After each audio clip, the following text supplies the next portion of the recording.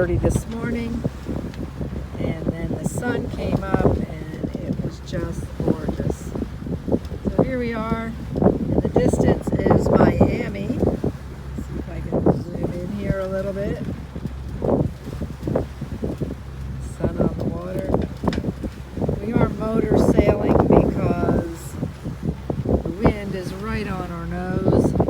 Not very hard wind, but got the main out. Sun peek through there.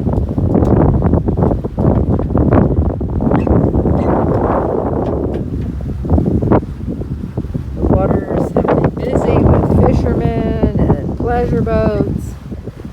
But now that it's getting into the afternoon, I think people are starting to go back home for cocktail hour. Woo!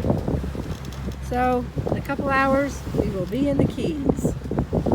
Earlier today, we had a nice pod of dolphins at the bow.